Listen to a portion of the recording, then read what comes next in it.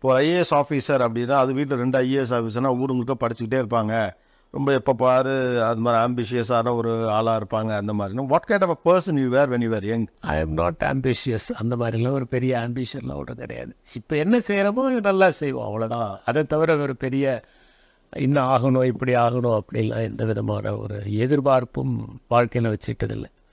அந்த நொடியில் எதை செய்கிறோமோ நல்லா செய்வோம் அப்படிங்கிறது தான். பட் சின்ன வயசில் உங்களுக்கு என்ன இன்ட்ரெஸ்ட் இருக்கும்? ஏன்னா ஒவ்வொரு காலகட்டத்திலையும் ஒரு விஷயத்து மேலே பெரியம் இருக்கும். பெரிய அந்த மாதிரி இல்லை. இன்றைக்கி போகிறோம், இன்றைக்கி நல்லா மார்க் எடுக்கணும், நல்லா டீச்சர் நல்ல பையன்னு சொல்லணும், இதை தவிர வேறு என்ன பெரிய? அந்த காலத்தில் இந்த மாதிரி பெரிய இன்ஸ்பிரேஷனோ மோட்டிவேஷனோ அதெல்லாம் ஒன்றும் கிடையாது. இல்லை, நீங்கள் போவீங்க, கிளாஸில் ஃபஸ்ட் ரேங்க் வாங்கினா அது ஒரு சாதனை, அவ்வளோதான். நல்லா படித்து அன்றைக்கி டீச்சர் கூட்டுன்னு போட்டால் பெரிய இது. அதை தவிர பெரிய எதிர்பார்ப்புகள், பெரிய கனவுகள் அந்த மாதிரிலாம் ஒன்று. ஓகே, அப்போ ஒரு ரோட் மேப்னு ஒன்று தோணும். ஒரு குறிப்பிட்ட வயசுக்கு அப்புறம் ஓகே நம்ம இது ஆயிடலாம், இது படிக்கலாம் அப்படின்னு. ஆனால் நீங்கள் சொல்கிறதுல இன்னொரு மகிழ்ச்சியான விஷயம் இருக்குது. இப்போலாம் பிறந்த உடனே அவனுக்கு ஒரு டார்கெட்டை கொடுத்துட்றாங்க.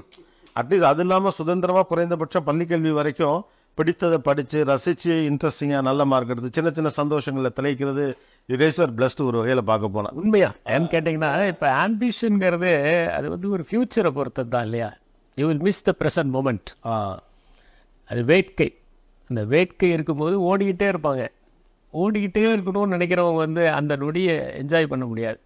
சில நேரங்களில் உட்காரணும், அசை போடணும், உங்களை நீங்களே சுய பரிசோதனை செஞ்சுக்கணும், உங்களை சுற்றி நடப்பதை பார்த்து மகிழ்ச்சி அடையணும். இதெல்லாம் சேர்றது தான் ஒரு மனிதனுடைய வாழ்க்கை.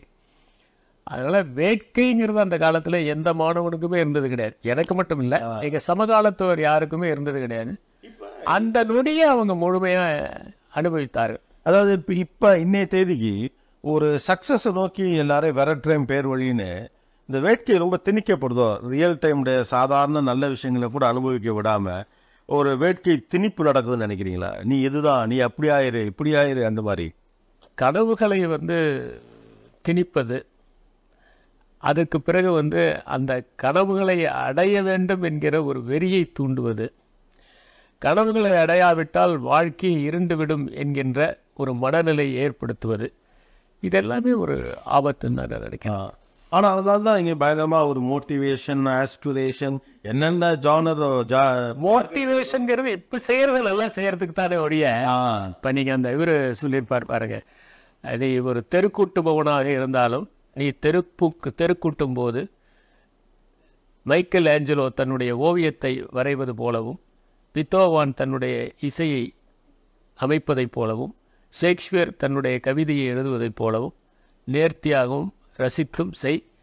வானத்து தேவதைகளெல்லாம் வியந்து பார்த்து இங்கே மகத்தான தெருக்கலைஞர் இருக்கிறான், தெருவை கூட்டுகிற ஒரு கலைஞன் இருக்கிறான் என்று சொல்லுகிற அளவு வாழ் அப்படின்னு சொல்லி மார்ட்டின் லூதர் கிங் ஜூனியர் சொன்னார்.